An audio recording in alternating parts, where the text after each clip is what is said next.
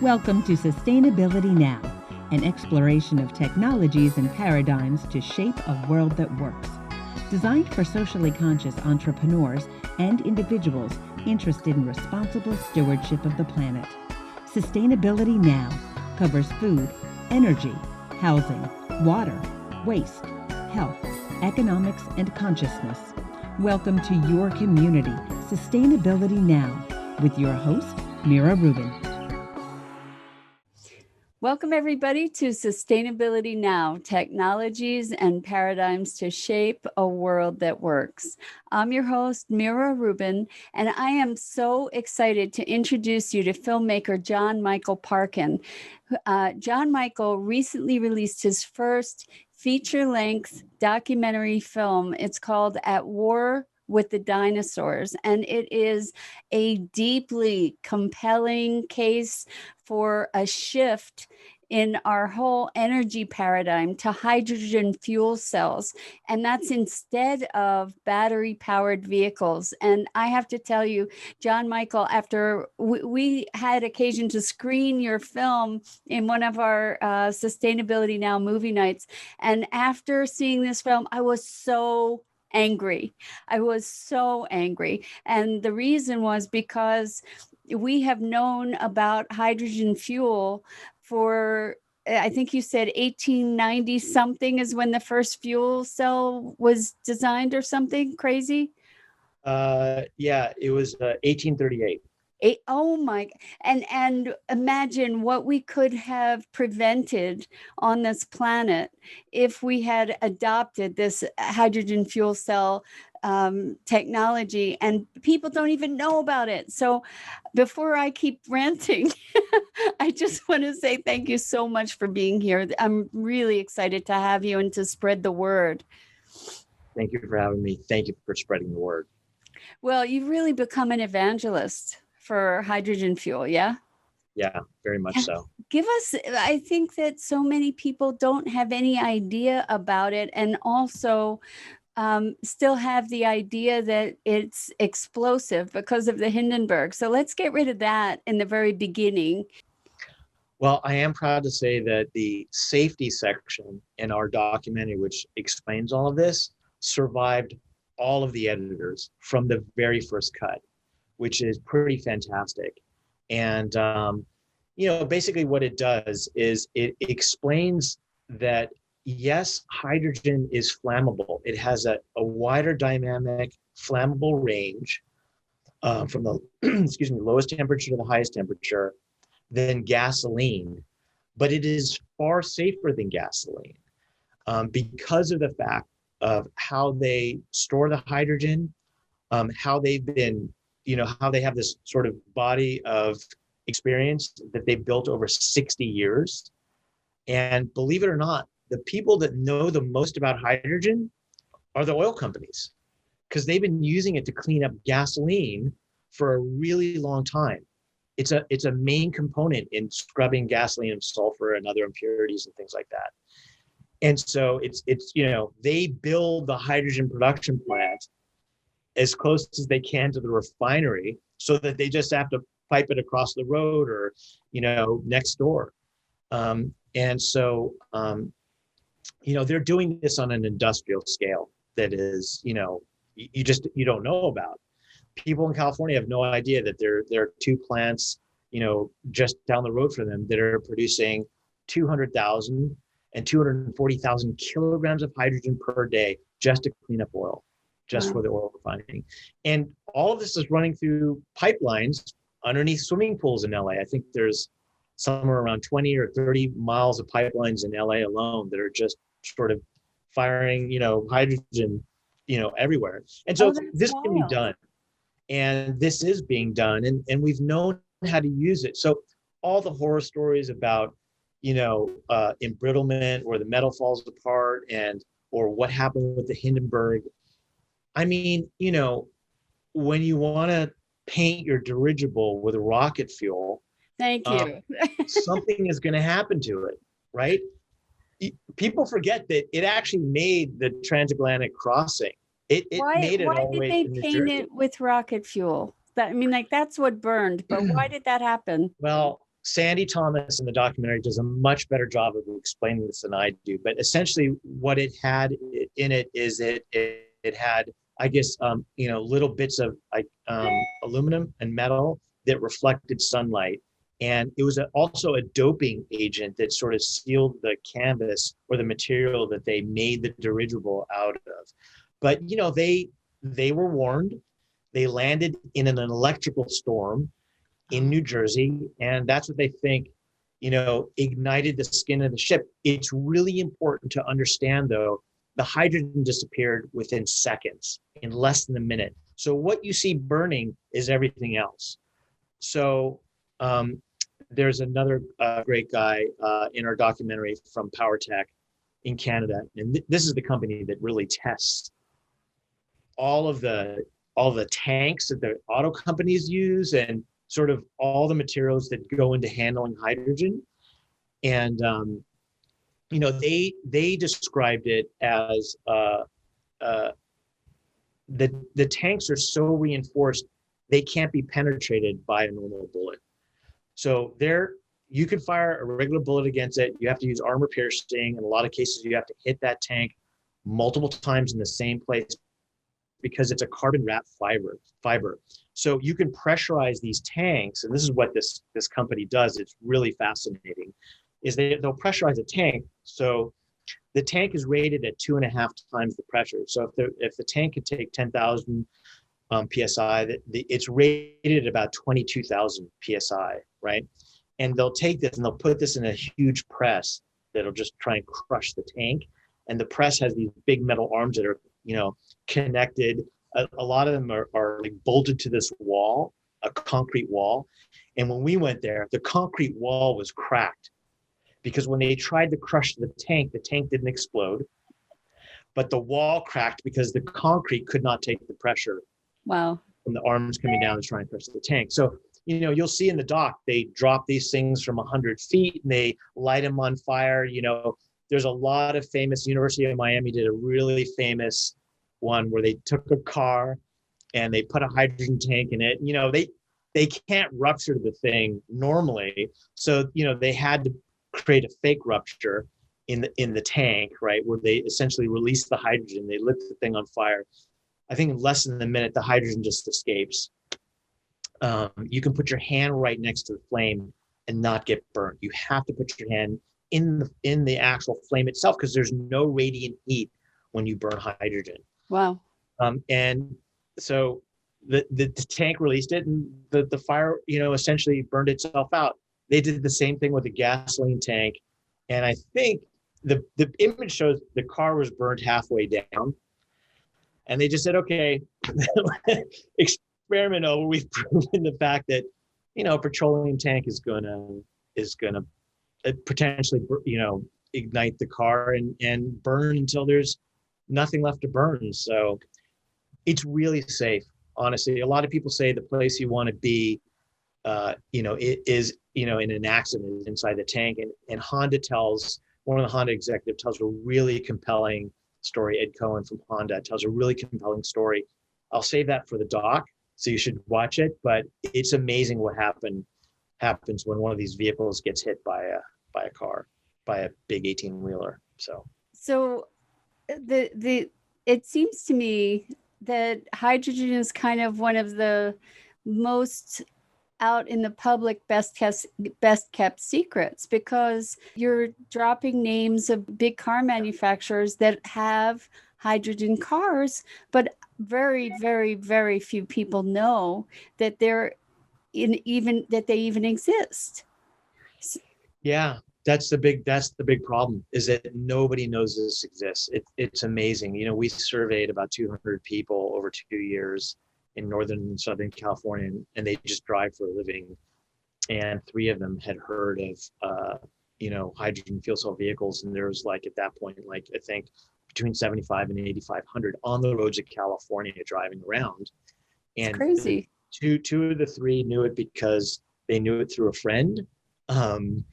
And one of them was delivering one of their roommates was delivering one of the Toyota built 18-wheelers that ran on hydrogen. He was a driver, and that's what one of his deliveries was. And another driver just happened to be vacationing in South Korea. He's Korean, and they are just rolling all of these amazing commercials in South Korea for the Nexo hydrogen fuel cell vehicle from Hyundai. So he caught it there. So drop some names. Just give us some idea of the different hydrogen cars that are being currently built by different manufacturers, would you? So every single major and minor automotive OEM, original equipment manufacturer, has had a hydrogen fuel cell vehicle or hydrogen program in their cars for 10 and 20 years.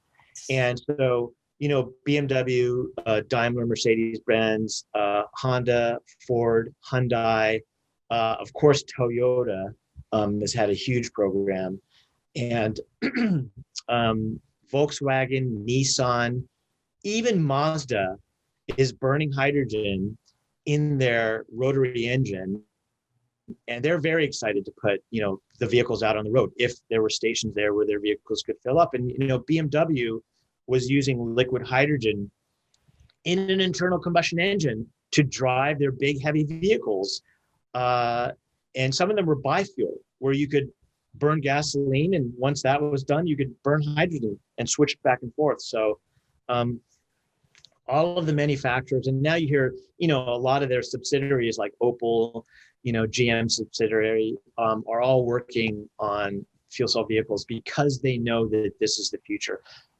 One of the problems is, and this is the quote that opens the film, is that, the automotive industry, their product line is intrinsically tied to the price of a barrel of oil. And so if they can get away from that, if they can start producing hydrogen, not just for refining oil, but in the automotive space, the more hydrogen you produce, the cheaper it gets, which is fantastic. And if they can produce it from green sources, essentially the only pollution the vehicle is producing is the brakes on the vehicle and the wear of the tires. That's it, from the well to wheels. So all of these guys want to move in this direction. They like it because, they can sell high margin vehicles. They can, if you want, a big Lincoln SUV, you can drive it, the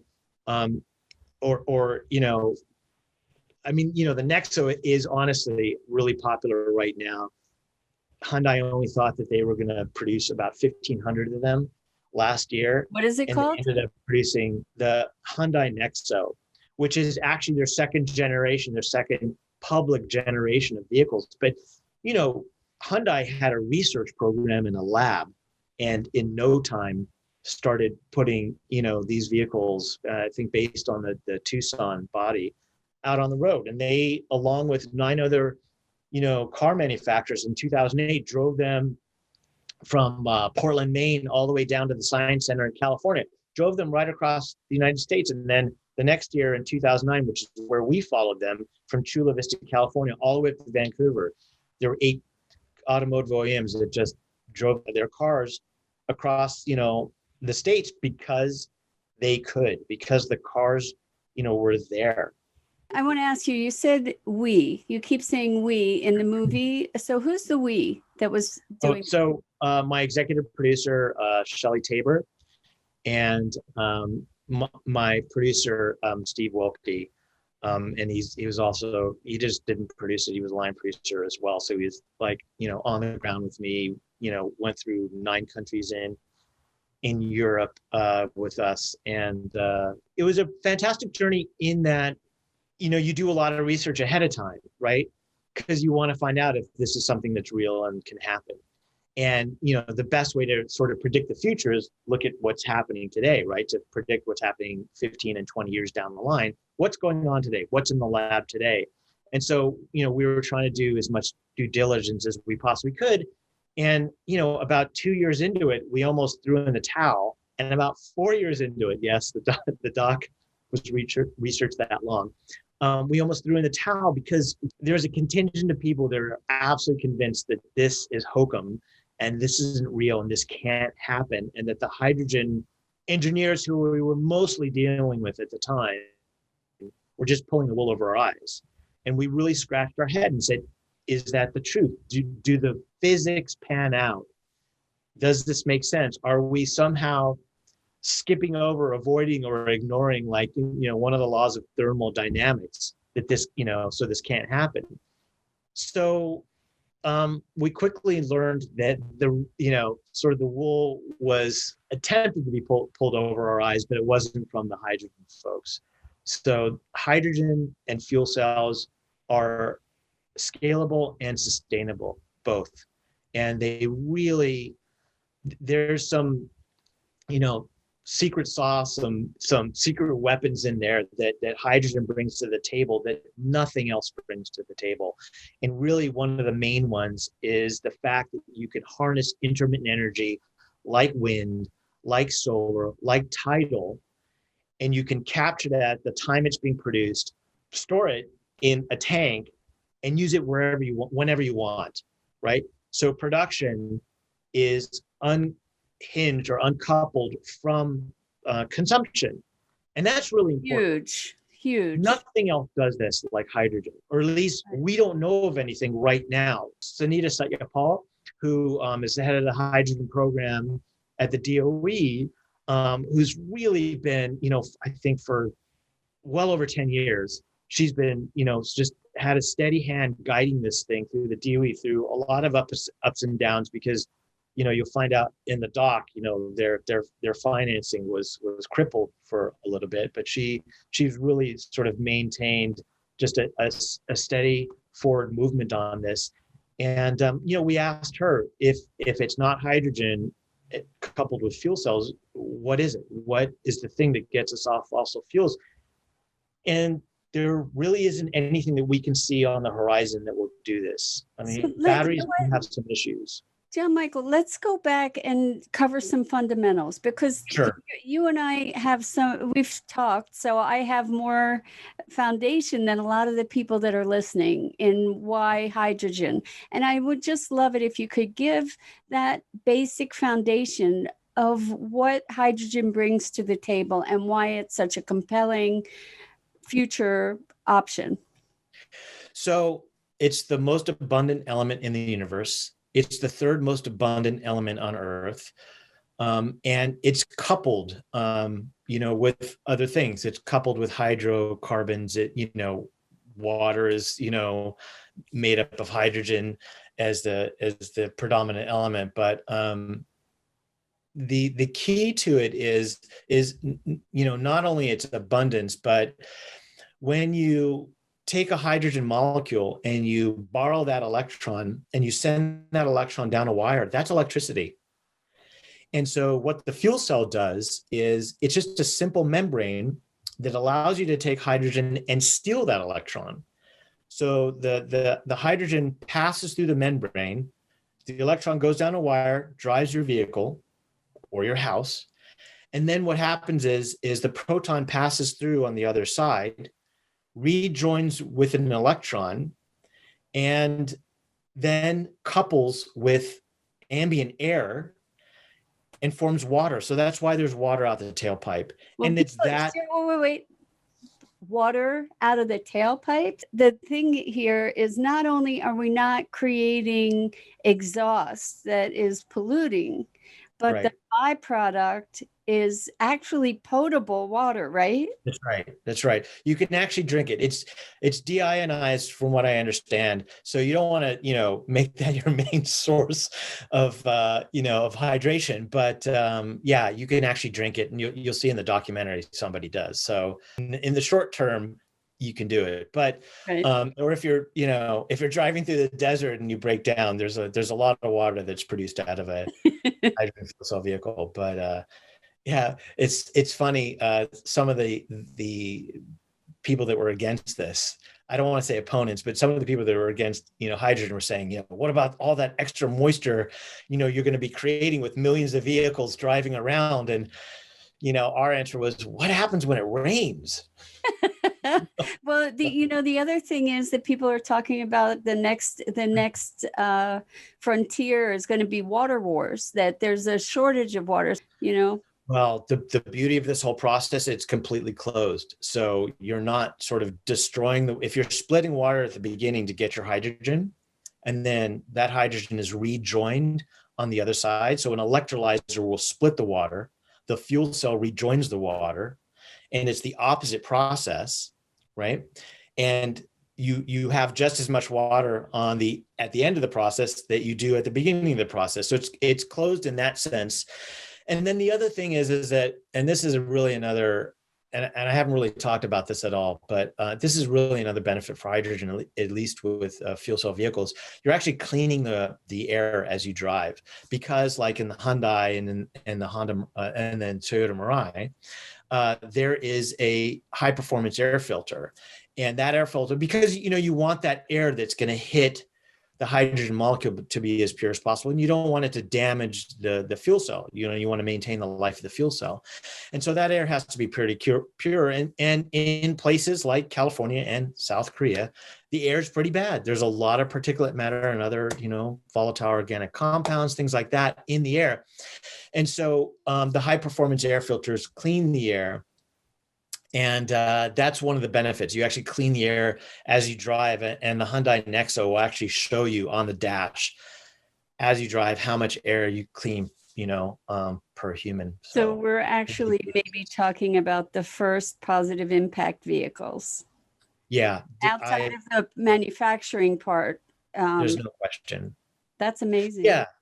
The manufacturing, obviously, a lot of these companies are trying to drive their, plants with green energy, and it's a $6 trillion energy paradigm, the fossil fuel energy paradigm, that needs to be switched over. So, it's going to happen rapidly in some places and not as rapidly in others. But one of the keys with hydrogen is, a lot of the coke that they're using to smelt steel in steel plants, all of that can be replaced with hydrogen, and is being replaced with hydrogen in places like Norway right now. So it's really important that and also in cement manufacturing, a lot of these big industrial processes, it's important that we understand that this is not just for transportation.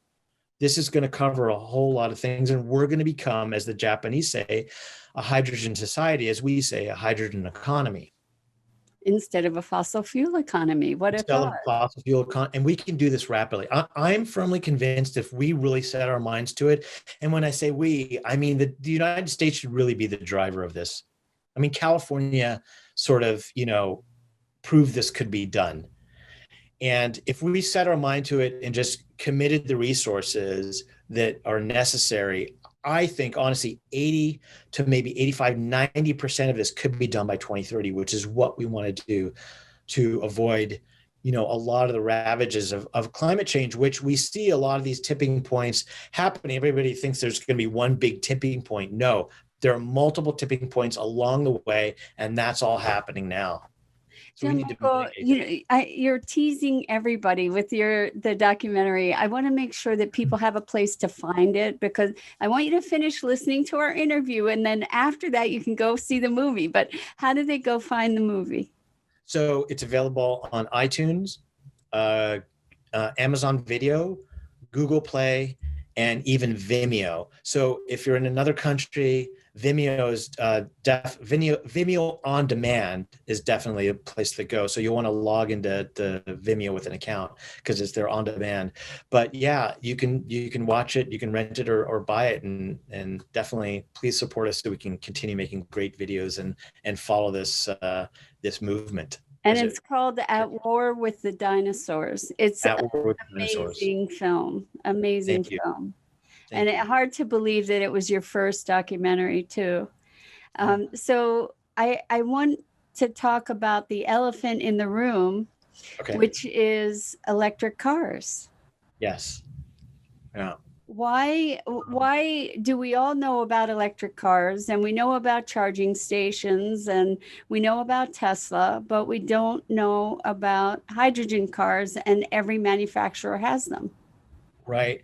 Well, I mean, Elon Musk has done an amazing job at, creating I mean, it's not just a groundswell of support for battery electric vehicles, but he's proven this can be done. He like his vehicles are exceptional, and a lot of other manufacturers want to jump on board, but they're doing it with much smaller vehicles, and that are just as amazing.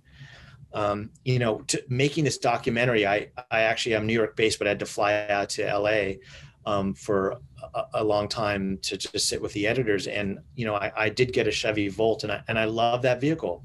I really do. I mean, it's a fantastic vehicle.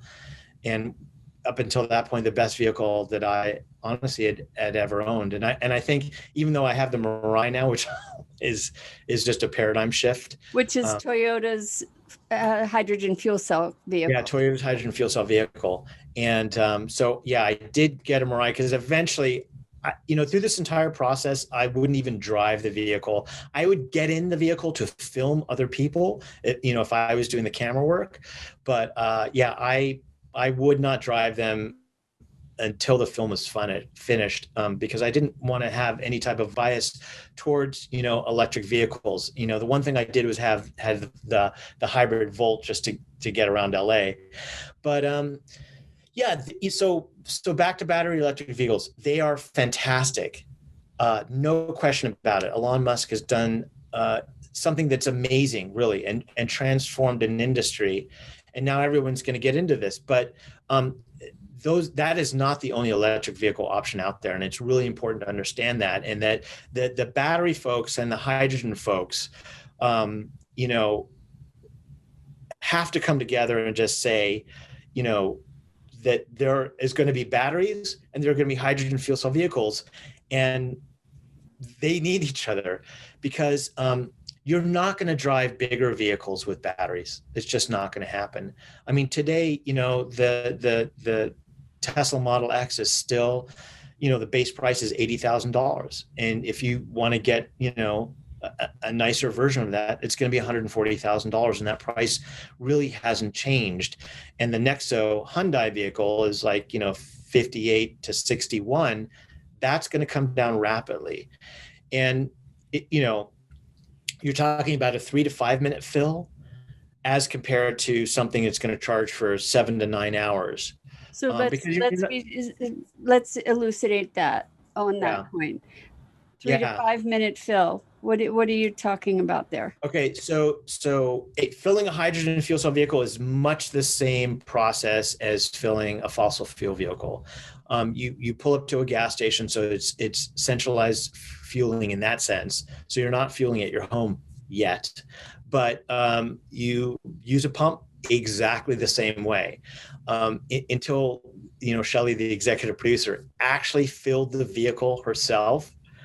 That's when it clicked, and that's when she understood. Oh, it's the exact same thing. We're just switching out the petroleum for the hydrogen. That's it. The driver doesn't see any difference in it, except for, and I have to say, with battery electrics and hydrogen fuel cell vehicles, electric drive is amazing. It's amazing. But so that's what you're doing with a hydrogen fuel cell vehicle. With the battery electric vehicle, you're predominantly filling up at a home. So you can fill up on 110 on your house current, but that's going to take a long time. It's 20 with the original Nissan Leaf. It's 21 hours to fill up on 110. So that's level. We should really say recharge, right? Recharge your vehicle. Yeah. And so that is level 1 charging. Level 2 is 240, which they have in Australia and Europe. Here you're going to have to retrofit, even if you have 240 running through your house to, say, the washer dryer. You're going to have to retrofit your house. And I did. I had 240 in the garage, but I had to have somebody come out. I had to buy the charging station. And that cost about $1,200. That's around the average price. I have a friend who, they had to go down 3 stories because it came in through the roof, and that was $1,700. But say the average price is about $1,200. Now, I know that Tesla's saying that they include the price of the charger in your home with the vehicle, but believe me, the Teslas are $38,000 for the S because they're building in the cost of that charger. Sure. So you are paying for that. With hydrogen vehicles, you definitely have to find the funding to build the stations. Stations have come down in price, but they are ticking up slightly more because now they realize there's such a demand for hydrogen. They have to put 2 to 4 pumps there, and they have to carry a lot more on-site hydrogen. So Which is let's great. break that down a little bit, and because really the thing that is allowing the proliferation now of electric vehicles is the accessibility of charging stations, and the thing that is prohibiting the adoption of hydrogen is partly, obviously, the awareness, but also that there aren't the stations around to be able to fill. Right? Well, okay, so there's a misnomer there too. So, and the battery guys are pretty honest about this. The majority of your charging is going to be done at home. The majority of the stations that are out there on the road right now, I read a report late last year that said that a lot of those are just sitting idle. The battery recharging stations? The battery charging stations that are out there, because of the fact that, they have vehicles now that can go 200 plus miles. One of the issues is that Toyota's about to come out with a new Mirai, and that's going to be 400 miles. The Nexo goes 380 miles. That's on a 5 minute hydrogen fuel cell. Yeah, 5-minute hydrogen fill. What we're asking people to do is to completely switch the way they are doing things, because I got to tell you, plugging in changes the way you operate your vehicle, no question about it. I mean, with the Volt, I only got 40 miles of electric out of it, but I became obsessed with just driving on electric and not switching over to, to the little gas generator that they have in the vehicle. And so sometimes this is terrible, but I would get to a charging station near my destination and then lift myself over to the few blocks or few miles that it took to get me to where I had to go. I actually, borrowed some 110 current at the editing facility that we were at, just so I could, I was there for 12, 14 hours a day. So I could, charge the vehicle on 110. That's how obsessed I became, because just driving electric is just completely different. It's not just instant torque, which everybody talks about, but you don't have the idle. You don't have to, when you're sitting there, you don't have the rumble that on the road. You're almost, a woman explained this in the doc, you're almost gliding as you go. And it's really true about electric vehicles. But I will tell you that when I finally got my Toyota Mirai, fuel cell vehicle, for a solid month, every time I got out of the car after I parked in the garage, I tried to charge it. I went to the charger and tried to, and it took a good month for me to get out of that mode. But you are going to have to think about things differently. With a fuel cell vehicle, you don't. And again, you can charge really large vehicles in 15, 20 minutes. And they can go 400 to 1,000 miles now. So they're doing big class 8, 18-wheelers, class 6 vehicles. There's some FedEx trucks that are running around New York with, plug power, fuel cell assemblies in them. And, they're proving that this can happen. And it's really great for things. I want to see, like in New York, all of the ice cream trucks, because they spew diesel now as they sit there and idle. And it's just like, how do you get near the truck when it smells so bad? And I would love to see them to get, fuel cell units for the refrigeration, just to get rid of all that diesel. Oh, that's brilliant. Well, so let's make some other comparisons too, because Yes. One of the things that you said, that large vehicles can't really be powered by batteries, electric batteries, and that's because of the weight, right? Because they're and the size of the battery. If the longer distance, the bigger the battery requirement. Yes, is that so? There are other things with batteries you really have to be cognizant of that aren't explained up front to you. The way they're getting around the fact that they can push a vehicle now like 300 miles is they're just making the batteries bigger in the vehicle, and the batteries are extremely heavy, and they also take up a lot of volume as well. And that's not true with with fuel cell vehicles. So the weight of the battery doesn't change whether or not it's full or empty. That's one thing that's be cognizant of. So as it gets to empty, you're basically dragging around this big heavy battery, right? That's upward 900 pounds and above. And so what happens is that not only do you have an issue with the weight and the size and the fact that they're just making the batteries bigger on these vehicles, but the lithium is from scarce resources, right? It's Bolivia, Chile, and now China have sort of captured this market.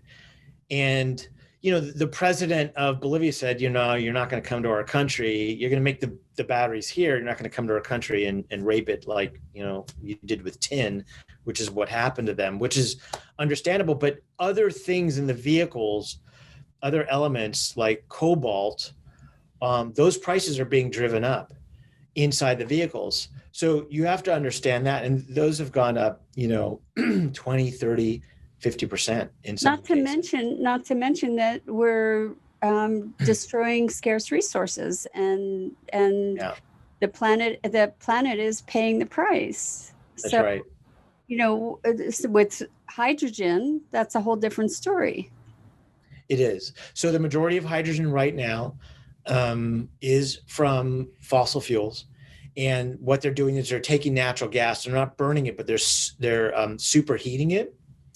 And so when they do that, when they superheat it, its methane is really rich in hydrogen. There's actually 4 hydrogen molecules to every carbon molecule. And so the hydrogen falls off, they scoop that out, and hopefully they're in most cases, they're sequestering the methane and not just releasing it. Depends where that is.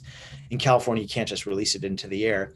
And so what happens is that you can make it really cheaply that way. So NASA's been buying a lot of hydrogen, and they've been doing it over the years for 75 cents to $1.50 untaxed per kilogram, right? And, a hydrogen fuel cell vehicle only needs about 5 kilograms because a kilogram of hydrogen will take you twice as far as a gallon of gasoline.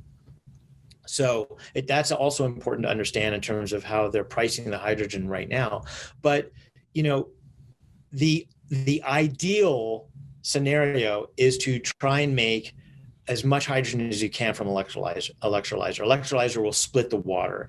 And electrolyzer coupled with renewable energy is fantastic because we throw away so much renewable energy on just in the United States alone. We quote, over 20 terawatts of energy of wind, and this is like an older number. I think it's 2014 number of wind is just thrown away. In Texas, they're giving away wind at night for free. Well, if we could use that at night, that's just going to be produced to produce hydrogen, and not only split water, but liquefy it as well and transport it where we need to.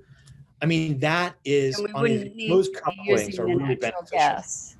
We wouldn't need to be using the natural gas. Yeah. And because if we're talking about hydrogen as a vehicle to transform our economy from fossil fuel based to green, basing the hydrogen economy on fossil fuel doesn't make any sense at all.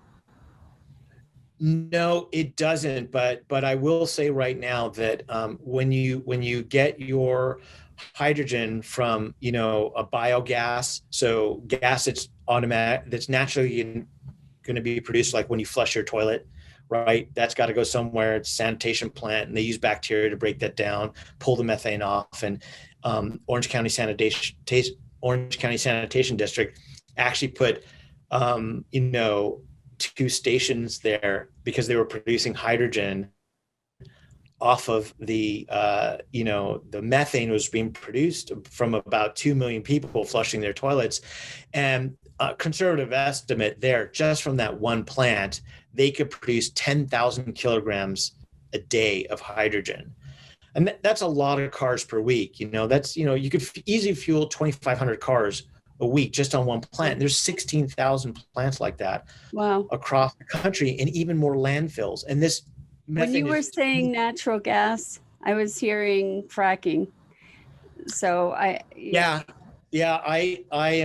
agree that we have to get away from fracking. I know there's a fracking boom right now, in the United States, and that's fantastic. But we really have to move towards this other approach. And they're talking about the price of electrolyzers going down. The price of renewables is already, the wholesale price is already like 2 to 3 cents a kilowatt hour, is my understanding, and it's going to go down even further. And technically in Texas at night, in some places, at some times, it's free because they're giving the wind away for free. But, we do have to get the price of electrolyzers down. We do have to understand that there's an overabundance of renewables now that we're not taking advantage of, and hydrogen allows us to take advantage of it. And so the other thing we want to be talking more about the comparison of electric cars to hydrogen fuel cell. And I know you said it's not just for transportation, but that's an obvious place for us to be having the conversation. So one is the lithium battery. The lithium is a scarce resource. The other is the weight of the batteries and the weight of the vehicles, right? Recycling the batteries as well. Say it again. Recycling. Yes. Recycling the batteries. You can't recycle lithium right now. My understanding is that what they do with lithium, batteries is the big batteries made up a bunch of cells, and they figure out which cells are bad, and they pull those out, and they reuse the other cells. My understanding is they're doing that in the Tesla Powerwall as well. But right now, nobody is recycling lithium. So anybody listening, business opportunity. Yeah. Well, there's one company that announced earlier this year that they, had a process to do it, but it's going to be exceptionally expensive. And, right now in a hydrogen fuel cell vehicle, I think it's like 95% of it can be recycled. Wow. So that's also something else that's really important. And, the vehicle gets lighter. I mean, I think the difference, can be on some of the bigger vehicles as much as 1,000 pounds in difference. Wow. On the vehicles, as you use the hydrogen up, and the vehicle gets lighter, which is, as I said earlier, not true with batteries. So there are a lot of caveats to understand with batteries as well. The chemistry of the batteries is changing slightly, but, it remains to be seen how long they're going to last. And what those replacement costs are. And, when Toyota announced the Mirai at CES, by the way, I think it was in 2014, they said that they believed the fuel cell would outlast the vehicle. In other words, you could take the fuel cell out of the vehicle and put it in something else and run it. And I'm sure there are people that are already attempting to do that. I love it. And well, then the other thing we've already mentioned is the time to recharge or to refill is vastly different with the battery. And seeing that there are so many advantages to hydrogen fuel cells, what is the impediment? I mean, it seems we were talking before we had this interview. You said that there was a letter that was just sent by some California legislators. And I want to talk about that. Okay. So Governor Brown is, in his infinite wisdom, actually signed into law financing for fuel cell stations, which has really been California, which has really been the impediment in California to really growing this thing. Because what they found is, what Toyota and Honda and Hyundai found, because they're producing the vehicles now, is the vehicle growth will grow with the station growth. They sort of work, hand in hand. And when there's, stagnation or the station growth is stymied, they actually have to limit the amount of vehicles that they can put out on the road, because then you're going to have a lot of people, trying to get the hydrogen who can't. And if anything goes wrong in that supply chain, which they learned about 3 times in California, and that it was a great learning experience. If there's anything wrong with the supply chain, what's going to happen is people aren't going to be able to drive their vehicles because there's no hydrogen. And a lot of these stations were getting 2 replenishments a day. So they'd get a replenishment at like 2 a.m. And then by 10 a.m., the hydrogen would be gone because there were so many vehicles on the road. We want to have more of these vehicles on the road. That's the goal. So Governor Brown signed into law some action that would, a statute that would basically give about $20 million a year to financing for hydrogen fuel cell stations. Well, for the last 5 years, there hasn't been, any requests from the California Energy Commission, which oversees this money, to go ahead and put these stations out. And so a GFO, it's called, grant funding opportunity. And so what happened is the amount of vehicles continued to grow, but and they managed this. They actually did a really good job. Back in 2009, Nissan had figured that to get about 5,500 vehicles on the road, you'd need 65 stations. Well, they had something like, I think it was 8,500 vehicles on the road and about 42 stations. Wow. Out there. So wow. they figured this out to some extent, but at some point you're just going to need more stations, right? And you're going to need redundancy in the system. So almost 5 years had gone up, and a grant funding authority went out, which is authorization went out. And so what happened is that almost a year went by, and we didn't hear anything. And they announced $437 million for chargers out there. Well, chargers in California have already gotten a lot of money, and in the tens of millions of dollars. And they got a lot of Obama stimulus money as well. And 2 days later, they announced 39 million of this 100 million that should have been out, right? This whole time, they announced $39 million. That was actually going to stimulate about 37 stations, but it also, engendered a lot of private investment. First Element, which operates the True Zero stations, right before this had about $25 million that I'm aware of, but I've heard there's more. Royal Dutch Shell, aka Shell Hydrogen, said, yeah, we're going to retrofit, 3 of our stations with this funding, but we're also going to build, I think it's 48 other stations. These are all in California? These are, yeah, I think all of those stations are predominantly in California, but Shell is also building stations in Canada, on the west coast of Canada as well. And I wouldn't be surprised if they're going to expand. They did have some stations on the East Coast that were closed. If you want to take a look at the doc, you'll see that whole story. But so what happened is that this little bit of funding created, a lot of private enterprise to jump in on this.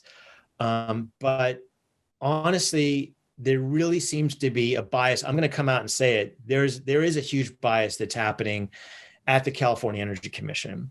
And I understand that batteries have been the flavor of the month for well over a decade. And there's a lot of hype around the batteries. But it is not true that you can fill your car in 2 hours at home on a battery charge. That's not going to happen. But I know, when Who Killed the Electric Car 2 came out, the battery folks were saying stuff like this. So it's really important that people if you just give them the information, they'll understand and be able to make choices that are good for their lifestyles. Yes. And for what they can afford, and also, what they can achieve in their lifestyles. Do they have a charger at work? Can they go to drive, 60 miles, go to work, charge up there, 60 miles back? Well, or more. Right now, on the East Coast anyway, it's not really an option. It's not an option. And so Toyota, in partnership with Air Liquide, has been trying to put in 12 stations in 6 states in the Northeast for 5 years now. And you're going to be the first to know this. I haven't even tweeted this yet. It looks like there are about, it looks like the Boston Fire Department has gone ahead and signed off on allowing these vehicles in the bridges and tunnels, which is essentially what they've been waiting for all this time. Wow. And they are going to start. The stations are in, and they've been in there for a long time. There are stations in New York. There are stations in Connecticut. There's no stations in New Jersey right now, and I don't think there's any stations in Pennsylvania right now. But there are stations planned. I think there's one actually in Providence as well, Rhode Island. But they are going to start coming out with these vehicles. And I just think, being on the East Coast, like East Coasters are going to get it even faster than Californians. This is just going to be a thing. And Toyota is really concerned about the New York Boston corridor. That's why they really were trying to make this happen. And it finally happened. And, it happened. There's a guy named Charlie Myers who runs the Massachusetts Hydrogen Coalition. I hope I got that right. Who has really, done an incredible job spearheading this and shepherding this along. And it's been a long, hard battle. Yes. And we haven't gotten the Port Authority in New Jersey and New York to get on board with this as well. What do we do? How do we support this? How do we help move it along?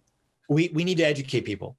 People don't even know this is an option. They have no idea. So we need to educate people, I think, first and foremost. So on your website, we haven't even given your website yet, but on your website, you have a way for people to get in touch with their legislators. You have some kind of petition or something going on your website? Yeah, there's a petition that your state and federal, actually right now I think it's federal. We're about to put up our state as well, that you can and hopefully we're going to get the local municipalities as well in there where you can contact those officials. But at the federal level, so your congressmen and your senators, there is a template there that you can go in and copy and say, I just saw this documentary, or I heard about this whole hydrogen fuel cell movement. Where's my hydrogen highway? Where are the stations for these vehicles? And you can send that off. You can look up your representatives there and send it off to their email address. Will you give us your website? What's your website? Sure. It's at warwiththedinosaurs.com. Okay. At warwiththedinosaurs.com. We're going to have it on our website at sustainabilitynow.global, where you're seeing this this interview. But I think it's really time for us to get active. Yeah, I think so too. Make calls. Sure. I imagine phone calls are really impactful.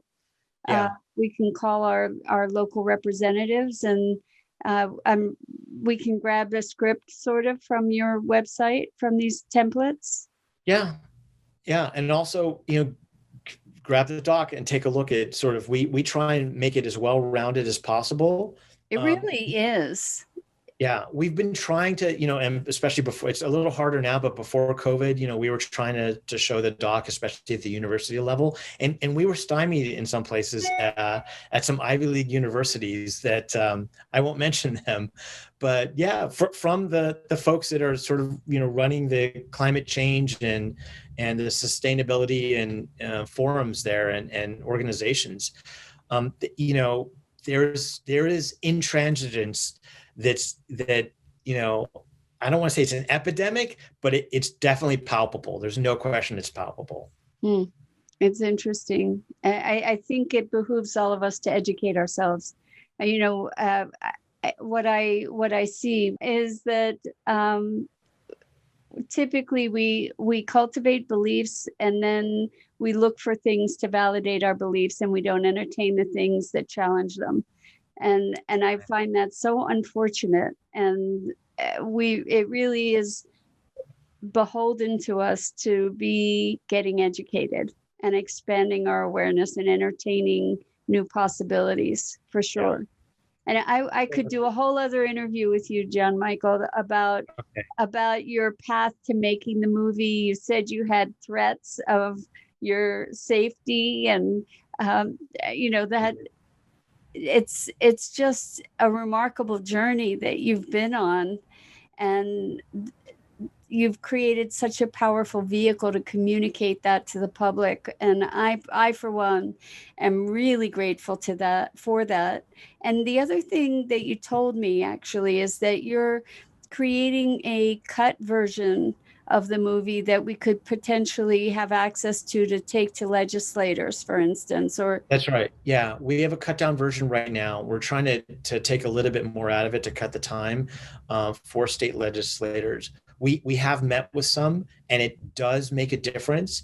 And so we want to get this to everyone. I mean, we sort of have requests in as far away as Sweden, so Sweden can, get on board with this. So we want to take a version of the doc that just really, is something that legislators can digest in a timely manner. that would be wonderful. So if we just follow on at warwiththedinosaurs.com, then we'll know when that's released and available, or? I would also take a look at our social media feed. So the @ and War with the Dinos, and then we're on Twitter, Facebook, Instagram, YouTube, you name it. So what, as long as you provide them to us, we'll have all your social media contacts on our website too, for people to be able to find you that way. And I just want to say this has been such a treat. Thank you.